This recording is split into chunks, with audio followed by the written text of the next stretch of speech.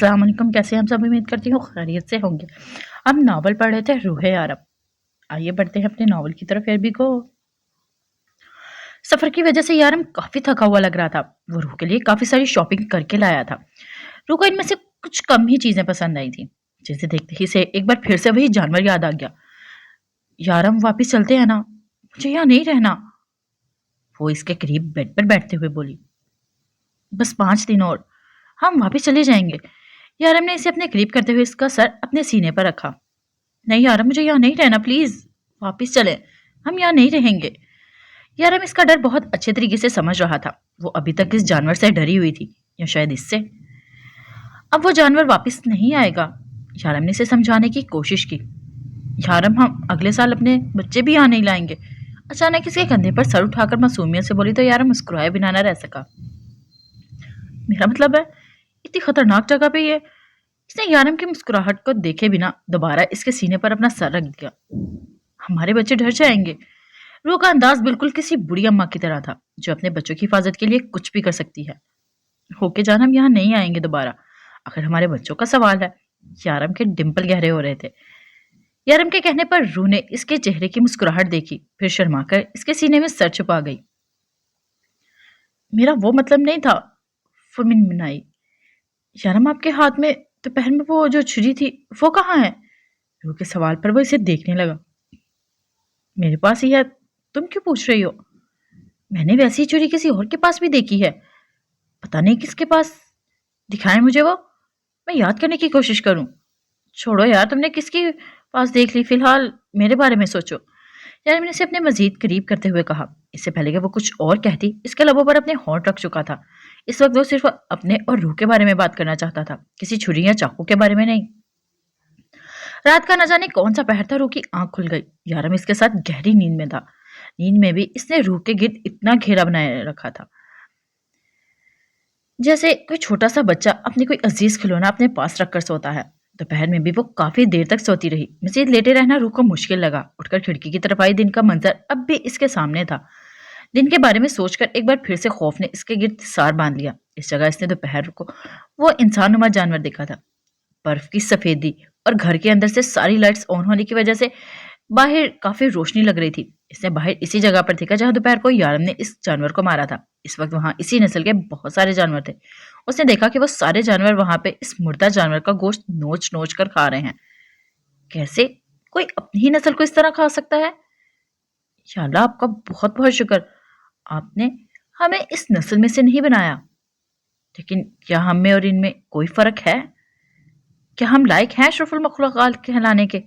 अल्लाह ने हमें अक्ल दी है, शौर दिया है, सही और गलत की पहचान दी है, लेकिन आज भी ऐसे लोग हैं जो अपने ही रिश्तेदारों का खून चूस रहे हैं। खून चूसने का मतलब ये नहीं कि वो इनके साथ कोई दरिंदगी नुमा काम कर रहे हैं, बल्कि जिस तरह से वो इनकी दौलत को हथियाने की कोशिश करते हैं, इनके लाइफस्टाइल को अपना रहे हैं, इनकी जगह हासिल करना चाहते हैं, इनके मुकाम को छीनना चाहते हैं। हाँ, कोई फर्क नहीं है इनमें और हम में। हमारी इस अकल और शौर रखने वाली कौम नुमा इंसान, ये जानवर बिल्कुल एक जैसे हैं। फर्क बस इतना है कि वह अपने जैसी मुर्दा नस्ल को खाते हैं और हम इंसान जिंदा को ऐसे नोचते हैं। यारम के लाख कहने के बावजूद भी वो ना मानी तो यारम वापिस चला आया। वो रूह की जिद की वजह से इस वक्त वो दोनों एयरपोर्ट पर बैठे थे। यारम इससे आगे पीछे की बातें कर रहा था, जबकि रूह का ध्यान सामने बैठे इस आदमी की तरफ था। यारम ने 2-3 बार इसे नोट किया। रूह, वो बहुत हैंडसम है क्या? यारम ने जलकर पूछा। कौन? रूह ने कहा। वो आदमी जिसे तुम्हें आंखें फाड़ कर देख रही हो। यारम ने दांत पीस कर कहा था। मुझे क्या पता होगा, होगा प्यारा। मैं तो इसकी गोद में बैठे डॉगी को देख रही हूँ। देखे ना कितना प्यारा है और क्यूट सा है। आप तो कहते हैं कि इस मुल्क में लोग जानवर नहीं पालते। रूह ने यारम का ध्यान छोटे से कुत्ते की तरफ किया।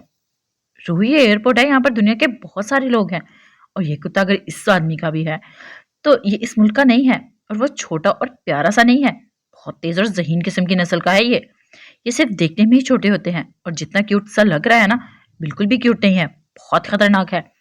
ये सिर्फ अपने मालिक से ही वफादार होते हैं। यारम ने तफसील से बताया, मगर रूह का इसकी तरफ पसंदगी से देखना इसे अच्छा नहीं लग रहा था। रूह के प्यार पर सिर्फ इसका हक था, चाहे वो छोटा सा जानवर ही क्यों ना हो। यारम, प्लीज जाए ना, इस आदमी से पूछें क्या वो हमें डॉगी देगा। रूह, दिमाग खराब हो गया तुम्हारा?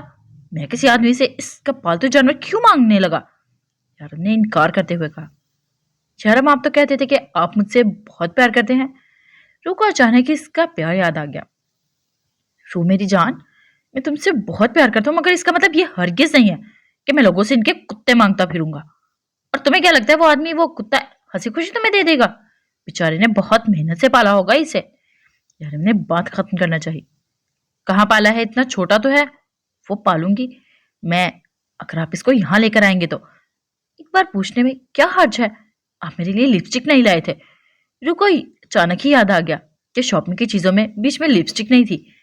रू अब मुंह फेर कर बैठ गई थी, तो यार हमको मजबूरन ही उठना पड़ा। इसको जाता देखकर एक्साइटमेंट से चेहरा इसकी तरफ किया।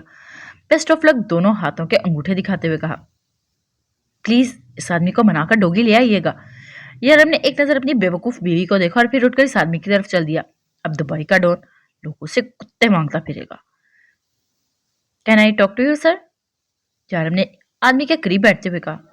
ओ yes, what do you want to say? आदमी ने मुस्कुराते हुए कहा। इसके लबो लहजे से लग रहा था कि वो उर्दू में बात कर सकता है। My wife has like your dog so much and now she is insisting that I get her this dog. आदमी ने पहले मुस्कुराते हुए इसकी बात सुनी, लेकिन बात मुकम्मल होने के बाद ही इसकी मुस्कुराहट खत्म हो गई थी। No sir, this dog is my pet. I don't want to give it my sorry, I am sorry, it's like my children to me, it's has been with me for a long time.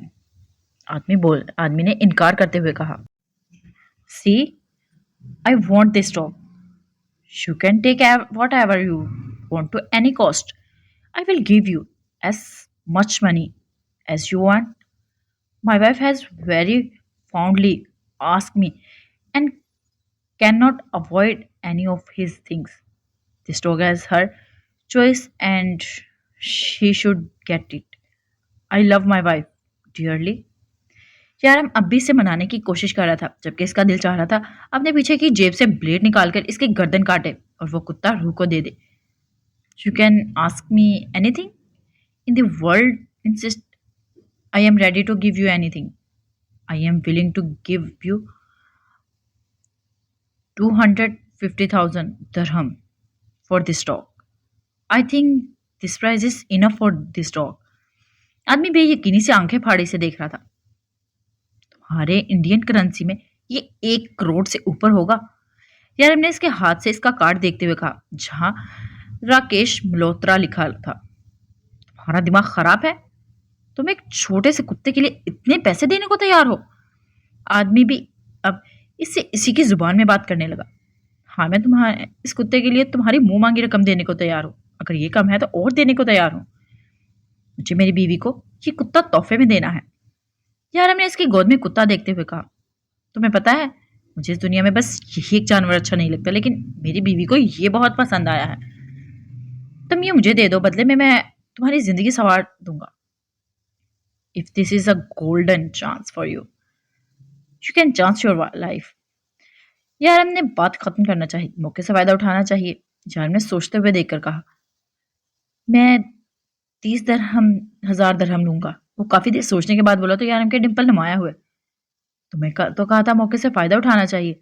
इसको हंसता देकर वो आदमी जल्दी से बोला, हाँ बिल्कुल, क्यों नहीं। जालिम ने अपनी जेब से चेक बुक निकालते हुए कहा, थैंक यू सो मच। तुम्हारी वजह से मेरी बीवी मुझसे नाराज नहीं होगी। जालिम ने चेक साइन करते हुए कहा, या तो तुम्हारे पैसे बहुत हैं या तुम अपनी बीवी से बहुत प्यार करते हो। आदमी ने चेक थामते हुए कहा, अगर तुम सीधे तरीके से, मेरा मतलब है पैसे लेकर ये कुत्ता मुझे नहीं देते तो मैं तुम्हें मार कर ले जाता। अब तुम खुद अंदाजा लगा सकते हो कि मैं अपनी बीवी से कितना प्यार करता हूँ। यार हम कुत्ते की रस्सी को पकड़कर इसे खींचता हुआ अपने साथ ले गया। मुझे पता था आप इसे ले आएंगे, ये कितना प्यारा है। रूह ने इस आदमी की तरह इसे अपनी गोद में बिठाते हुए कहा, रूह इसे नीचे करो, क्या कर रही हो तुम? नीचे करके इसे जहर लगती है मुझे ये हरकतें। क्यों जहर लगती है? इतना प्यारा सा तो है। मैं इसे यहीं बिठाऊंगी अपने साथ, रूह ने इसके साथ खेलते हुए कहा। रूह ये वहां जाएगा जहां बाकी लोगों के जानवर बैठे हैं।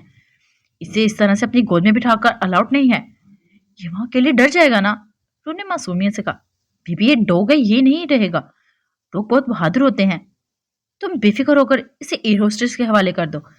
यार ने इसकी बात सुनिए बगैर पास खड़ी लड़की को इशारा किया, जो फौरन इसके इशारे की तकमील करते हुए कुत्ता इसकी गोद से उठाकर ले गई। यार वो ऐसी कैसे मुझसे पूछे बगैर ले गई? इसे बुलाए वापस। वो जिद्दी अंदाज में कहा। बेबी अब क्या हम एक कुत्ते के लिए लड़ेंगे यहाँ पे? यार हमने इसे देखते हुए समझाने की कोशिश की। इसे बार बार कुत्ता मत कहें, वो मेरा सोनू है। रूह ने मुंह बनाकर कहा।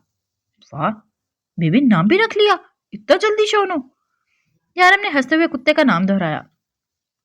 यारम अपने इस आदमी को कैसे मनाया सोनू के लिए? थोड़ी देर बाद रूह सब कुछ भूल भाल कर इससे पूछने लगी। पैसा सबको मना लेता है बेबी। यारम ने बस इतना ही कहा। यारम आपको सोनू के लिए पैसे देने पड़े? मेरी वजह से आपके पैसे जाया हो गए? किसी अहम काम में आ जाते। रूह उदासी से बोली। यारम के लिए रूह से ज्यादा अहम और कुछ नहीं, अपनी जान भी नहीं। यारम ने इसका हाथ अपने सीने पर रखते हुए कहा। फिर भी बहुत पैसे लिए होंगे इसने। कितने पैसे लिए इसने? 30,000। 30,000? यार आपने इतने पैसे क्यों दे दिए इसे? इसने समझ क्या रखा है बहुत अमीर है हम? एक बार मुझे मिल जाए जान से मार दूंगी इसे। एक छोटे से पपी की कीमत 30,000 रुपए? हद हो गई है। 30,000 में तो महीने का राशन आ जाता है घर में। उन्हें परेशानी से कहा, जबकि यारम शुक्र मना रहा था कि इसने 30,000 दरहम नहीं कहा। वो इस वक्त दुबई एयरपोर्ट पर थे। खिजर पहले ही इनका इंतजार कर रहा था। यारम वो लोग अपने आप ही हमें सोनू को वापस कर देंगे या हमें पूछना पड़ेगा? 11.5 घंटे के इस सफर में रूह ने अगर इससे कोई बात की थी तो वो इसके सोनू के बारे में ही थी। वो अपने आप ही वापस कर देंगे। यारम ने इसका हाथ पकड़ा और अपने साथ ले जाते हुए कहा। यारम सोनू कहाँ रहेगा हमारे साथ? हमारे रूम में या फिर दूसरे रूम में? इसके साथ चलते हुए वो पूछने लगी। वो हमारे कमरे में क्यों रहेगा और दूसरे कमरे में भी क्यों रहेगा? अब क्या हम इसे अलग एक बेडरूम देंगे? यारम हैरानगी से पूछा था। यारम अब हम इससे यूं ही तो नहीं छोड़ सकते। जानवर से प्यार करना चाहिए। और ऊपर से आपने इतने पैसे देकर इसे खरीदा है। इस आदमी ने तो हमें लूट लिया। अगर कभी की जिंदगी में मेरे हत्थे चढ़ गया ना तो आपके पैसे से वापस जरूर निकलवाऊंगी। अच्छी लूट मचा रखी है इन लोगों ने। 30,000 किसी गरीब से पूछे 30,000 की क्या अहमियत होती है? आपका भी अच्छा खासा नुकसान हो गया। अब वो जहाज से नीचे उतरने लगे थे। रूह मेरे पास बहुत पैसे हैं, 30,000 दे देने से मैं गरीब नहीं हो जाऊंगा। हाँ लेकिन तो मेरा सासा हो, तुम्हें खो दिया तो मैं गरीब हो जाऊंगा। वो मुस्कुराया था, जबकि इसकी बात पर वो शर्माई थी। आप भी ना यारम कहीं पर भी शुरू हो जाते हैं। रूह शर्माते हुए आगे बढ़ी, जबकि यारम ने वो कुत्ते वाली बास्केट पकड़ी और रूह के पीछे आया। इस सफर में सबसे खास बात यह हुई थी कि रूह को डर नहीं लगा था। बस जहाज के परवाज बढ़ते ही वो यारम के सीने में मुंह छुपा गई थी। खिजर पहले से ही इनके इंतजार में था। रूह ने से हाथ मिलाकर अपनी तरफ मुतवज्जो किया। वो तेजी से आया और इनके हाथ से पकड़ने लगा। अरे नहीं खिजर भाई, मैं उठा लूंगी। आप बताएं कैसे हैं आप और आपके घर में सब ठीक है? रूह ने मुस्कुराते हुए पूछा, जबकि इसकी बात पर खिजर के साथ यारम भी हाथ सुस्त हुए थे। मेरे घर वाले? वो हैरानगी से बोला। हाँ खिजर, तुम्हारे घर वाले। यारम ने इसे आंखों से इशारा किया। हाँ मेरे घर वाले बिल्कुल ठीक ठाक है, सब एकदम फिट हैं। खिजर ने इसका इशारा समझते हुए कहा। डोंट टेल मी, अब इस लड़की के लिए हमें घर वाले भी पैदा करने होंगे। खिजर ने चलते हुए यारम के कान में कहा। अगर जरूरत पड़ी तो हाँ जरूर। यारम एक आंख दबाते हुए मुस्कुराया। वाह, इस लड़की ने तुम्हें हंसना सिखा दिया। खिजर को खुशी हुई थी। लोगों से मांगना भी सिखा दिया है। यारम ने कुत्ते वाली टोकरी की तरफ इशारा किया तो खिजर भी मुस्कुराया। सच कहते हैं इस दुनिया में औरत से ज्यादा चालाक और कोई नहीं। खिजर इसके साथ चलते हुए बोला। सच ही कहते होंगे, लेकिन मेरी रूह तो बहुत मासूम है। यारम के लहजे में मोहब्बत ही मोहब्बत थी। अल्लाह तुम्हें खुशियां नसीब करे और तुम हमेशा ही ऐसे खुश रहो, मुतमईन रहो। खिजर ने मुस्कुराते हुए इसके कंधे पर हाथ रखा था। इस खुशगवार तब्दीली से इसे भी बहुत खुशी हुई थी। ध्रुव और सोनू के घर छोड़ने के बाद वो अपने ऑफिस आया था खिजर के साथ, और आते ही पहला थप्पड़ शौफ के मुंह पर मारा था। ऑफिस का एक एक कोना चमका देने के बाद भी यहाँ पर बहुत गंद था। यारम के हिसाब से आधा घंटा है तुम्हारे पास और एक भी कोने में जरा सा धूल मिट्टी नजर आई तो तुम्हें माफ नहीं करूंगा। यारम ने जाने से पहले इसे सिर्फ सफाई का ही काम सौंपा था और अब ऑफिस की हालत देखकर यारम को ये अपनी गलती लग रही थी। हाय, कितने जोर से जालिम ने मार दिया मुझे। मुझे तो लगा था कि तुम डेवल सर का बायां बाजू हो और तुम क्या निकले ऑफिस के प्यून। मसूमा ने अदा से कहते हुए कहका लगाया। अरे ये सब कुछ तो यहाँ का कोई भी आदमी कर सकता है। मैं तो ये सब कुछ इसलिए कर रहा हूँ ताकि किसी को बता सकूं कि शादी के बाद एक बहुत अच्छा हस्बैंड साबित हो सकता हूँ। शौफ ने मुस्कुराते हुए से आंख मारी। तुम आशिकी बनो, शौहर तुम्हारे बस में नहीं है। सोनमा ने फिर से तंज किया। वैसे भी आजकल के लड़के सिर्फ अश्की ही कर सकते हैं, कहकर जाने लगी जब शॉफ ने इसका हाथ पकड़ लिया। वही तो कह रहा हूँ, अश्की तो सब कर लेते हैं, हम कुछ नया करेंगे, चलो शादी करते हैं। यार हमको पता तक नहीं था कि शॉफ इस रिलेशनशिप में काफी हद तक आगे बढ़ चुका है। यहाँ तक कि शॉफ यारम से अपनी शादी के बारे में बात करना चाहता था, लेकिन मासूमा थी कि इसका कहना था कि वो सिर्फ दोस्त हैं, इससे बढ़कर और कुछ नहीं। देखो शॉफ, मैं तुम्हें पहले ही बता चुकी हूँ, मैं यहाँ अपने बाबा की मौत का बदला लेने आई हूँ, शादी ब्याह करने नहीं। इसलिए बार बार एक ही बात करके मुझे एम्बेरस मत करो। इसके बाद सुनकर शॉफ उदास हो गया और इसकी उदासी मासूमा को भी अच्छी ना लगी थी। देखो शॉफ, मैं तुम्हारी फीलिंग्स की कदर करती हूँ, लेकिन फिलहाल मेरा मकसद कुछ और है। Try to understand. वो इसके हाथ से अपना हाथ निकालती हुई वहां से चली गई। इसका मतलब है मुझे डेवल से जल्द बात करनी होगी। वो शॉफी क्या जिसे आसानी से बात समझ आ जाए। हाँ बोलो, क्या खबर है? इंस्पेक्टर सालिम अपने घर में बैठा फोन पर बात कर रहा था। एहतियात तन वो घर से बाहर निकल आया जहां इसकी बेटी बाहर खेल रही थी। उसे ही खबर दे दो, मुझे क्या मिलेगा? डार्लिंग, तुम चाहती क्या हो? जो चाहोगी वो मिलेगा मेरी जान। वो आवाज काफी कम रख रहा था कि इसकी बेटी तक ना पहुंचे। इतना धीरे क्यों बोल रहे हैं? ऊंची आवाज में बोलो ना। वो एक अदा से बोली थी। डार्लिंग, मैं काम कर रहा हूं ना, तुम बोलो ना मेरी जान, क्या हुआ है? वो इल्तिजा कर रहा था जबकि सारा ध्यान अंदर था। अगर उर्वा सुन लेती तो अच्छा खासा हंगामा होता। पहले कहो यू लव मी। वो शायद इसकी बेबसी को एंजॉय कर रही थी। Of course I love you. तुम्हारे लिए तुम्हें इतना कुछ सोच रहा हूँ। मैंने फैसला कर लिया, ये डेवल का केस हल होते ही ना मैं तुमसे शादी कर लूंगा। लेकिन इसके लिए तुम्हें मेरी बहुत सारी मदद करनी होगी। इसके लहजे में सिर्फ सच्चाई थी जिस पर मासूमा दिलो जान से ईमान ले आई थी। मुझे तुम पर पूरा यकीन है सारिम, और मैं तुम्हारी पूरी मदद करूंगी। अच्छा सुनो मेरी बात, खबर यह है कि विक्रम दादा इंडिया से मंडे को दुबई आ रहे हैं। डेवल ने इसे यहाँ बुलाया है कोई राशिद के सिलसिले में। वो लोग कोडवर्ड में बात करते हैं, इसलिए मुझे ज्यादा समझ नहीं आती। मासूमा ने उलझते हुए कहा, क्योंकि वो राशिद केस के बारे में कुछ नहीं जानती थी। क्या मतलब है तुम्हारा डेवल वापस आ गया है दुबई? सारिम परेशान हुआ। हाँ डेवल सर आज ही वापस आए हैं। देखो मासूमा, उसकी नजर से बचकर रहना, वो तुम्हें देख कर ही सब जान लेगा। वो बहुत चालाक है, चील की नजर रखता है। तुम्हें होशियार रहना होगा। अब तुम जाओ इन लोगों के पास, और फोन रख रहा हूं। इसने सामने से आती उर्वा को देखकर कहा। देख रही हूं मैं आपको, आजकल ऑफिस का काम घर पर उठा लाते हैं। हम दोनों की तो परवाह ही नहीं है आपको। वो रूठे हुए अंदाज में बोली तो सारी मुस्कुराया। तो क्या करूं जाने मन, तुम्हें देखे बिना मेरा गुजारा ही नहीं। इसीलिए तो ऑफिस से जल्दी आ जाता हूँ, ताकि ज्यादा से ज्यादा वक्त तुम दोनों नहीं बल्कि तीनों के साथ गुजार सकूं। इसने मोहब्बत से उर्वा के भरे हुए वजूद को देखा, जहां से 2 महीनों के बाद इसका दूसरा बच्चा इस दुनिया में आने वाला था। मैंने सब कुछ हैंडल कर लिया, लेकिन मुझे ये लड़की मासूमा बहुत चालाक लगती है। मुझे लग रहा है ये बीच में कोई गड़बड़ कर रही है। हमसे छुप कर जरने से काम की तफसील बताते हुए मासूमा के बारे में बताया। जबकि इसकी बात सुनते ही शरफ का चेहरा गुस्से से सुर्ख होने लगा था। क्यों भाई, मासूमा पे शक क्यों है? मुझ पर नहीं है? कल ये कह देने के मैं भी गद्दारी कर रहा हूँ डेवल के साथ। शरफ तो भड़क ही उठा था। शरफ आराम से वो बात कर रहा है। यार हमको इसका इस तरह से बीच में बोलना बिल्कुल पसंद ना आया था। ये मासूमा पर झूठा इल्जाम लगा रहा है। जिस दिन से वो यहाँ आई है ऐसी ही बकवास किए जा रहा है। आखिर मसला क्या है इसे इससे? मुझे समझ ही नहीं आता। हर बात में कहीं ना कहीं इसने मासूमा का जिक्र करना जरूरी होता है। शौफ गुस्से से खिजर की तरफ देखते हुए बोला, देखो शर्फ, बेकार में मेरे साथ बहस मत करो, वो भी इस लड़की के लिए। खिजर को भी अच्छा खासा गुस्सा आ गया था। बस बहुत हो गया, क्या पागलों की तरह एक दूसरे से लड़े जा रहे हो? तुम लोग आराम से बैठ जाओ। यार उनके गुस्से से कहने पर दोनों ही बैठ गए। आज के बाद किसी तीसरे की वजह से मैंने तुम दोनों को लड़ते हुए देखा ना, तो याद रखना मैं भूल जाऊंगा तुम दोनों मेरे लिए क्या हो। और वो लैला कहाँ है? छोड़ तो नहीं गए हमें? ढावल ने कहा। क्यों, तुम इसे मिस कर रहे हो? किसर ने शरारतन कहा था। नहीं, अगर छोड़कर चली गई तो मैं दूसरी हगर ढूंढने में वक्त लगेगा, खासी एनर्जी वेस्ट होगी, और ऊपर से पार्टी भी तो करनी होगी, भला टलने की खुशी में। चारम बिल्कुल सीरियस अंदाज में बोला, जबकि इसकी बात मुकम्मल होने के बाद हिजर शरफ का कहकर बेसाख्ता था, क्योंकि बाहर से टिक टिक की आवाज आना शुरू हो चुकी थी, और ये आवाज लैला की हाई हील्स की थी, जिनकी हमारे नसीब में पार्टी नहीं लिखी। खैर, मजाक का वक्त खत्म हो चुका है, जाओ अपने अपने काम पर लग जाओ। शर्म ने फोन निकालते हुए कहा और ऊपर नंबर डायल करने लगा। विक्रम दादा की खातिर तवाज़ा में कोई कमी ना रहे, इसने जाते हुए शौफ और खिजर से कहा, यारम रात को घर आया तो देखा रूह सो रही थी। वो सफर से काफी थक चुकी थी। वो इसे जगाए बगैर ही इसके करीब आया, लेकिन अपने बेड पर सोनू को देखकर खटका। अब क्या एक कुत्ता डॉन के बेड पर सोएगा?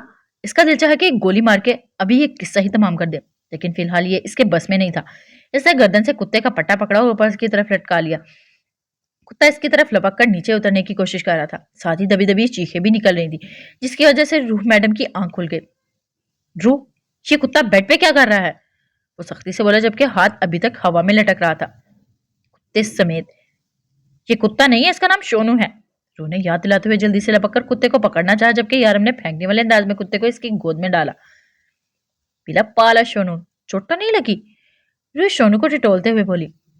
नहीं लगी इसे चोट, वो चिल्लाया था। रूह, अभी के अभी इस कुत्ते को कमरे से निकालो बाहर।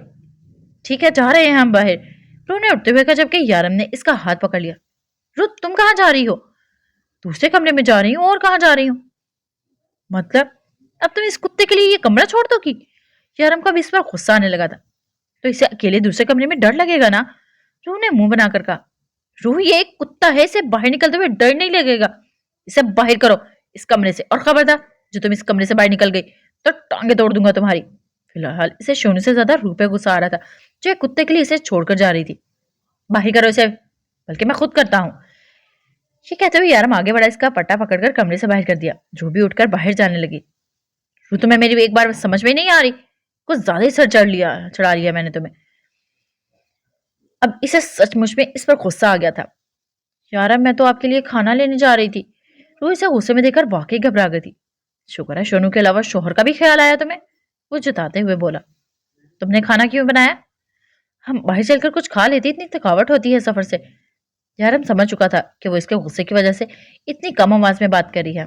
आज वह बिल्कुल इसी दिन की तरह इससे बात कर थी जब यारम ने पहली बार इसे थप्पड़ मारे थे। जहाज क्या मैं अपने सर पर उठा के लाई थी जो थक गई थी? वो फौरन से अपने पुराने वाले लहजे में बोली। इसका ये प्यारा सा अंदाज यारम की जान था। अब वह पहले दिन की तरह एक दब्बू सी महरूमियों का शिकार एक डरी सहमी लड़की नहीं थी। बाकी लोगों से वो आज भी इसी तरह घबराती थी, लेकिन अब वो यारम का इसे कोई डर ना था। वो जानती थी ये शख्स इसे दीवानों की तरह मोहब्बत करता है, इसके लिए किसी भी हद तक जा सकता है। इसे यकीन था ये शख्स इसे कभी खुद से दूर नहीं होने देगा। यही वजह थी कि अब वो इससे नहीं डरती थी, जबकि इसे सिर्फ इसी से डरना चाहिए था। तुम्हारे इस कुत्ते ने क्या खाया? यारम ने खाना खाते हुए पूछा। अब यारम माने ना माने, रूह के लिए वो इस घर का हिस्सा था। मैंने इसको सेब खिलाया था और थोड़ा सा खाना भी। रूह, तुमने कुत्ते को सेब खिलाया? यारम के लिए ये आज के दिन का दूसरा झटका था। पहला झटका इसे अपने ऑफिस देखकर लगा था, जिसका निशान अब तक शॉफ के मुंह पर मौजूद था। दूसरा झटका रूह के एक ऑस्ट्रेलियन कुत्ते को सेब खिलाने थे, लेकिन इस बात से यारम के गाल के डिंपल नुमाए हुए थे। अच्छा है, इस कुत्ते से जल्दी जान छूट जाएगी। क्यों यारम, कुत्ते को सेब नहीं खिलाना चाहिए? रूह ने फिक्रमंदी से पूछा। नहीं रूह, ये ऑस्ट्रेलियन कुत्ता है और इसकी अलग खुराक है। मैं बिल्डिंग के सर्वेंट से कहूंगा कि वो तुम्हें ला कर दे, और अगर आप भूल गए तो मैं खुद आंटी से कहूंगी। जो हमारी पड़ोसन नहीं है, वो कहती थी कुछ भी हो तो मुझे बताना। आप ऐसा करें, मुझे पैसे दे दे, और सिर्फ सोनू के खुराक की चीजें नहीं, हमारे लिए भी कुछ ताज़ा सब्जियां मंगवानी है। रूह ने कहा तो यारम ने इसे अपने वॉलेट से पैसे दरहम की सूरत में निकाल कर दिए। ये कितने पैसे हैं? रूह ने नोटों को देखते हुए पूछा। ये 500 दरहम है, यारम ने बताया। यारम, सिर्फ 500 रुपए में क्या आएगा? रूह ने अजीब से अंदाज में पूछा। रूह मेरी जान, लोग इससे पूरे महीने की चीजें ले आते हैं, मगर तुम रख लो। यारम ने हंसते हुए अपना वॉलेट निकाला और 500 दरहम निकाल कर दिए। इनमें तो आ जाएगा ना? यारम ने इसकी तरफ देखते हुए पूछा। हाँ शायद। रूह को अब भी यकीन नहीं था कि 1000 रुपए में इनकी जरूरत की सारी चीजें आ जाएंगी। ये मुमकिन नहीं है सारिम, मैं ये नहीं कर सकती। लैला को डेवल ने अपने घर आने से मना किया हुआ है, और अगर लैला वहां नहीं जाएगी तो मैं कैसे जा सकती हूँ? मुझे तो वो सब वैसे भी किसी खाते में नहीं लेते। यहाँ पर भी सिर्फ शौक की वजह से टिकी हुई हूँ, वरना इन लोगों का मुझ पर अपने साथ रखने का कोई इरादा नहीं है। यहाँ तक कि मेरे सामने कोई बात नहीं करते और ना ही मुझे करने की कोई काम देते हैं। वो खिजर तो हर वक्त डेवल के कान भरता रहता है मेरे खिलाफ। आई एम सॉरी, मैं ये नहीं कर पाऊंगी। ट्राई तो करो मासूमा, यार तो मेरे लिए इतना ही नहीं कर सकती? और यहाँ मैं इस केस के बाद अपनी सारी फैमिली छोड़ने को तैयार हूँ तुम्हारे लिए। याद रखना मासूमा, अगर आज तुमने मेरा काम नहीं किया तो आइंदा मैं तुमसे कभी बात नहीं करूंगा। सारिम का लहजा अब जज्बात से आ रही था। लेकिन सारिम, मेरी बात समझने की कोशिश करो, मैं इसे नहीं ला सकती बाहर। मासूमा उदासी से समझाने की कोशिश करी थी, लेकिन वो कुछ भी सुनने को तैयार ना था। तो मैं ये समझू हम आखिरी बार बात कर रहे हैं मासूमा। सारिम ने इसकी दुखती रग पर हाथ रखते हुए कहा। मैं कोशिश करूंगी, मासूमा ने हार मानते हुए कहा था। मुझे यकीन है तुम कर लोगी। सारिम फोन बंद कर दिल खोल कर हंसा था। इसे यकीन था कि मासूमा इसका काम जरूर करेगी। वो खुद डेवल के घर नहीं जा सकता था क्योंकि सवाल इसकी छोटी सी मासूम बच्ची का था जिससे वो बेइंतहा मोहब्बत करता था। डेवल ने कहा था अगर सारिम इसकी फैमिली तक जाएगा तो वो भी पीछे नहीं हटेगा, वरना किसी की फैमिली तक जाना डेवल के असूलों के खिलाफ था। यार पिछले 5 मिनट से दरवाजे पर खड़ा रोक कर इंतजार कर रहा था जब तक रूह इसके माथे पर अपनी मोहब्बत मासूम मोहब्बत का बोसा ना दे दे। यारम का दिन नहीं गुजरता था जब रूह अभी तक अपने सोनू को खाना खिलाने में मसरूफ थी। जल्दी करो रूह, मुझे जाना है। यारम ने दांत पीसकर आवाज दी। 1 मिनट हाथ धोकर आई तो वो जल्दी से बेडरूम में जाने लगी और अगले 1 मिनट में धोकर आई थी जिसे वो बड़े प्यार से अपने सोनू की पीठ सहला रही थी। फिर रोज की तरह यारम ने झुककर इससे अपना हक वसूल किया। रो, इस कुत्ते के साथ ना चहकती रहा करो हर वक्त। रो बिना दरवाजा बंद किए वापस दूसरी तरफ जाने लगी तो यारम टोके बिना ना रह सका। यारम, इसे हुए अभी सिर्फ 1 दिन हुआ है, अब इस तरह से कह रहे हैं। रात को भी आपने इस मासूम के साथ इतना बुरा सलूक किया। अगर आपने दोबारा इसके साथ ऐसा किया तो मैं आपसे बिल्कुल बात नहीं करूंगी। रूह ने मुंह बनाकर धमकी दी जो यारम को बिल्कुल अच्छी ना लगी। इस 2 टके कुत्ते के लिए तुम मुझसे बात नहीं करोगी? यारम को अच्छा खासा गुस्सा आया था इस बात पर। वो कुत्ता नहीं है, मेरा सोनू है। वो फिर से मुंह बनाकर बोली। और तुम मेरी हो। यार ने इसके फूले हुए गाल देखते हुए कहा। नहीं हूं मैं आपकी, और ना ही मुझे आपकी बनना है। वो लाड से बोली थी। गाल अब भी फूले हुए थे लेकिन अगले ही लम्हे रूह के बाल यारम के हाथ में थे। क्या कहा तुमने? तुम मेरी नहीं हो? हिम्मत कैसे हुई ऐसा बोलने की? हाँ, मेरी हो तुम होती कौन हो मुझे मेरी ना होने वाली? तुम मेरी हो और आखिरी सांस तक मेरी रहोगी। यारम का गुस्सा हद से बढ़ चुका था।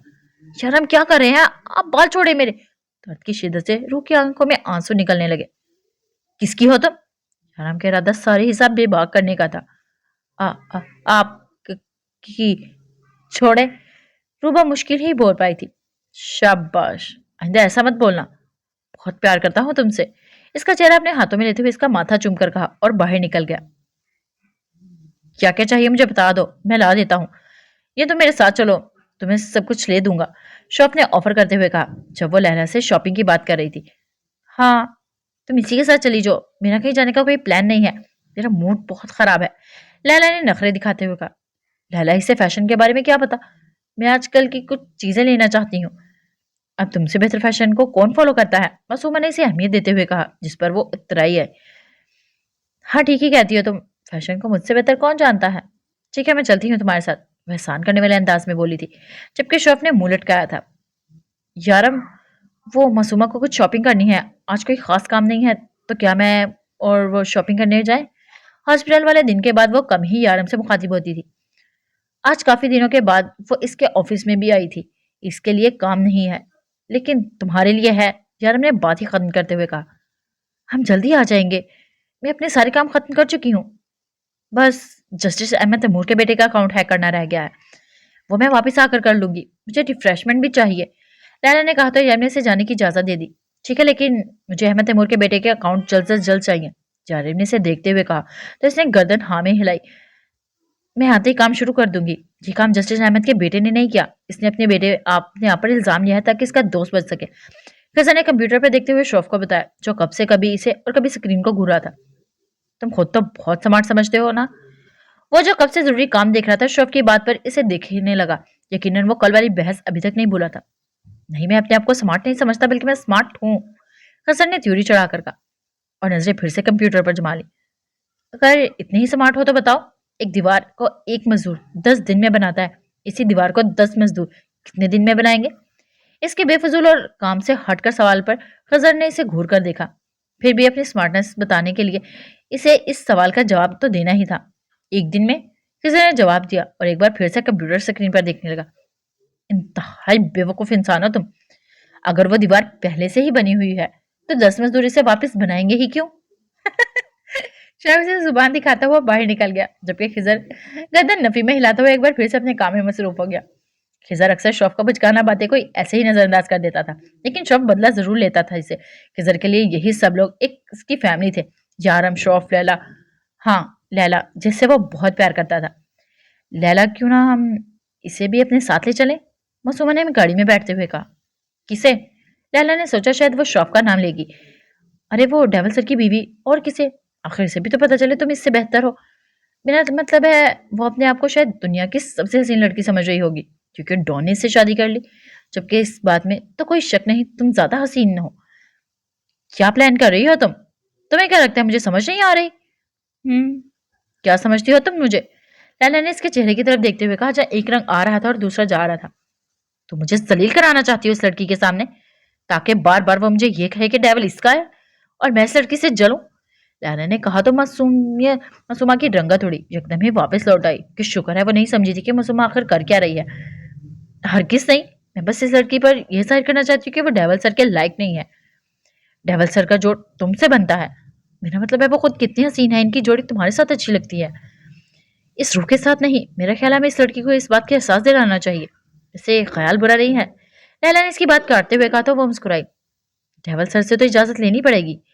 मासूमा ने कहा, नहीं इसे मैं संभाल लूंगी, पहले हम इसे संभालते हैं। लैला ने गाड़ी स्टार्ट करते हुए कहा, जबकि मासूमा अब चोरी चोरी सारिम को मैसेज करने में मसरूफ हो गई। क्या कर रहा है मेरा बच्चा?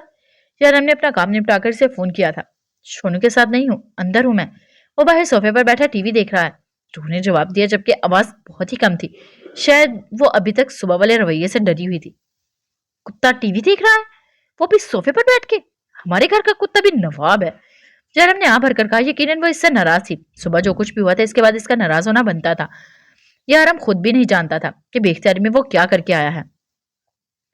अच्छा आज खाना मत बनाना, हम बाहर डिनर करेंगे, जयराम ने इसका मूड ठीक करने के लिए कहा था। ठीक है। रूह थोड़ी सी आवाज में मिनमिनाई। वो जब भी इसे अपने करीब करने के बारे में सोचता था, अपने साथ रखने के बारे में सोचता, न जाने क्यों रूह इससे डर जाती थी। वो तो बस इसे अपनी मोहब्बत दिखा रहा था। वो तो बस इसे ये बताना चाहता था कि वो इसके लिए कितनी अहमियत रखती है। इसे तो खुद भी नहीं पता चला कब वो इस पर इतनी सख्ती कर गया। अच्छा रेड ड्रेस पहनना, मैं जल्दी आ जाऊंगा, डिनर करने के बाद हम लॉन्ग ड्राइव पर चलेंगे। ठीक है। इस बार आवाज थोड़ी सी ज्यादा थी। नाराज हो मुझसे? इस बार यारम की आवाज भी काफी कम थी।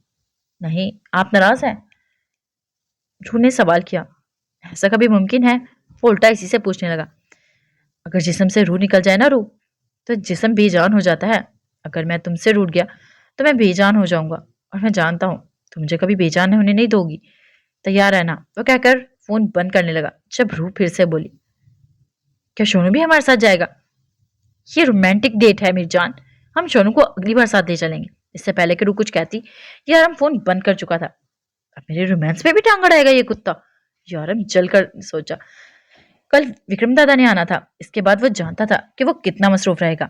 वो अभी फोन रखकर बाहर आई थी जब दरवाजा बजा। पड़ोस की आंटी आई होंगी, रोज सोचते हुए दरवाजे की तरफ बढ़ी, लेकिन दरवाजा खोलकर देखा तो लैला और मासूमा खड़ी थी। चारम के डांटने के बावजूद भी पूछकर दरवाजा खोलने की आदत इसे अभी तक ना पड़ी थी। हम शॉपिंग पर जा रहे थे, सोचा तुम्हें भी अपने साथ ले चलें, बोर हो जाती होगी सारा दिन यहाँ पर। चलो हम इंजॉय करेंगे, मासूमा ने इसे मुस्कुराकर कहा, जबकि लैला ने इसे देखने की भी जहमत न की। मेरे पास तो जरूरत की हर चीज मौजूद है, मैं क्या शॉपिंग करूंगी। हाँ सोनू के लिए कुछ खाने पीने की चीजें लेनी है। इसने अपने पीछे कुत्ते की तरफ इशारा करते हुए कहा, जो बड़ी मासूमियत से सोफे पर लेटा टीवी पर नजरें जुमाए देख रहा था। ये कुत्ता किसका है? डबल को तो कुत्तों से नफरत है। तुम्हें अंदाजा भी है अगर इसने कुत्ते को यहाँ देख लिया तो इसका वो तुम्हारा क्या हाल करेगा? लैला ने कुत्ते की तरफ देख के इसे डराना चाहा। क्या हाल करेंगे? उन्होंने ही तो लेकर दिया है। उन्होंने इसके सर पर धमाका किया। क्या मतलब है? तुम्हारा ये कुत्ता डेवल लेकर आया है? ये हो ही नहीं सकता, इससे कुत्तों से नफरत है। वो कभी जिंदगी में ऐसे जानवर को अपने घर में नहीं घुसने देगा। लैला अभी भी शौक में थी। नहीं ऐसी कोई बात नहीं, ये कुत्ता उन्होंने मुझे खुद खरीद कर दिया है, वो भी आइसलैंड से।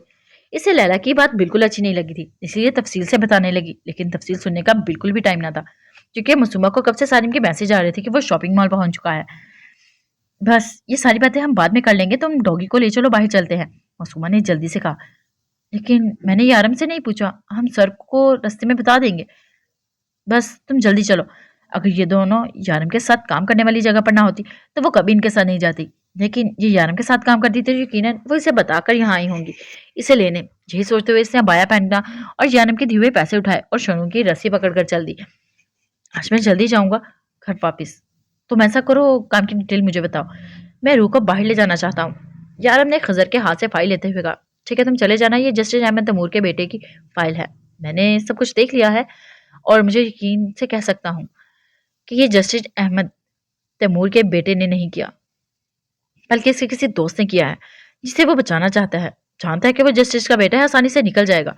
इसे यकीन है कि इसका बाप इसे बचा लेगा। और जिस बच्चे का कत्ल हुआ है, इसका क्या यारम? इसकी बात काटते हुए कहा। इसकी माँ और 4 बहनें थी, एक भाई है जो मेंटली डिस्टर्ब है। काफी गरीब लोग थे। जस्टिस ने इनकी काफी मदद की है। खिजर ने तफसील बताई। वैसे जस्टिस ने ये सब कुछ संभाल लिया है, मुझे नहीं लगता कि हमें इस केस में पढ़ना चाहिए, खिजर ने कहा।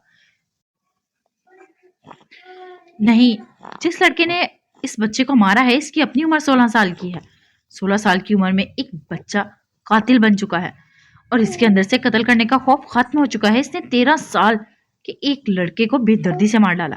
अगर वो एक बार कत्ल कर सकता है, तो दूसरी बार कत्ल करने में भी वो बिल्कुल हिचकिचाएगा नहीं। इसे इसकी गलती की सजा मिलनी चाहिए। जस्टिस का बेटा इसे अपने सर ले रहा है। वो अपनी तरफ से अपने दोस्त की मदद कर रहा है, लेकिन जो गलत है वो गलत है। तुम ये सारी मालूमात इंस्पेक्टर सालिम तक पहुंचा दो, शारम ने कहा। लेकिन डेवल, ये सब कुछ हमने जस्टिस अहमद को अपने हाथों में लेने के लिए किया था। इस तरह से जस्टिस अहमद कभी हमारा काम नहीं करेगा, खिजर ने परेशानी से कहा। हम किसी की फैमिली को यूज नहीं करेंगे खिजर।